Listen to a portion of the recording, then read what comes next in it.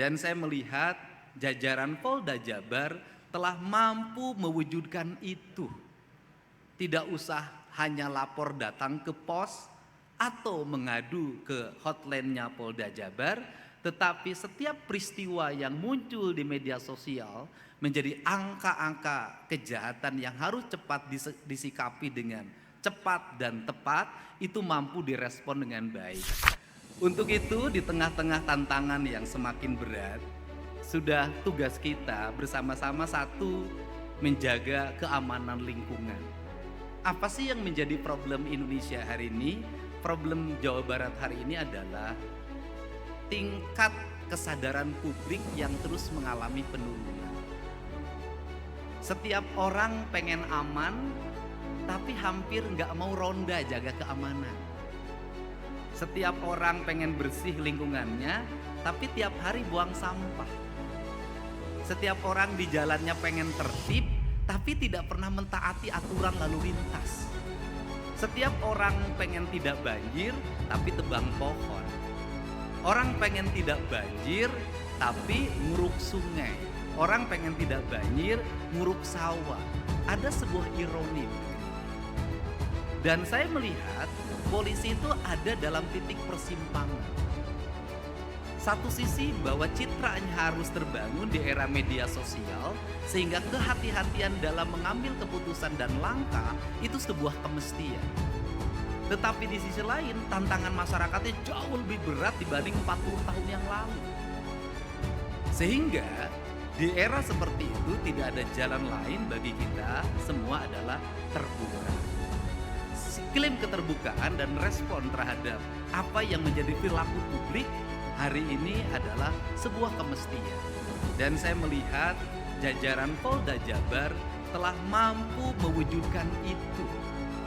Tidak usah hanya lapor datang ke pos atau mengadu ke hotline-nya Polda Jabar, tetapi setiap peristiwa yang muncul di media sosial menjadi angka-angka kejahatan yang harus cepat disikapi dengan cepat dan tepat, itu mampu direspon dengan baik. Dan saya melihat Pak Kapolda, bukan saya berarti memuji Bapak di depan Kapolri, tetapi ini adalah fakta.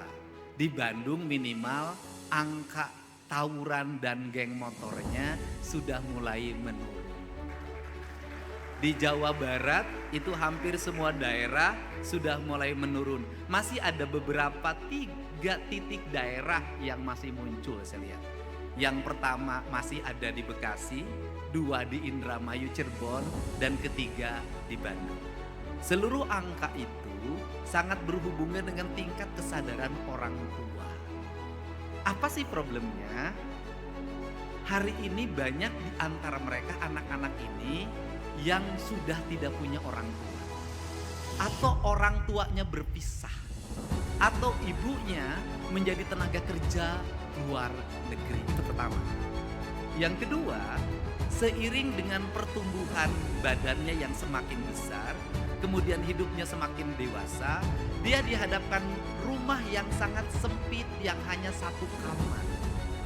Sehingga mereka tidak betah di rumah, tidak bisa punya kamar sendiri, dia harus di tengah rumah dilihat oleh orang tuanya dan saudaranya banyak. Sehingga dia mencari tempat mereka berkumpul. Nah, secara kebetulan kadang berkumpul pada nasib yang sama. Ini yang sering terjadi, sehingga saya sampaikan Pak Kapolri, perubahan tata ruang adalah sebuah kemestian dalam membangun sebuah masyarakat yang beradab, yang di dalamnya tercipta keamanan dan ketertiban lingkungan. Pertama. Yang kedua, membuat standarisasi rumah yang layak bagi kehidupan masyarakat dengan jalan-jalan yang terbuka lebar, dengan udara yang bersih, dengan air yang jernih adalah sebuah prasyarat untuk juga menciptakan keamanan dan ketertiban. Untuk itu saya ucapkan terima kasih. Semoga Ramadan tahun ini menjadi spirit bagi kita semua, spirit hidup berbangsa, bernegara, berbudaya, dan berkeyakinan menurut agamanya masing-masing. Terima kasih. Wallahu muwaffiq lakum wa Assalamualaikum warahmatullahi wabarakatuh. Sampurasun.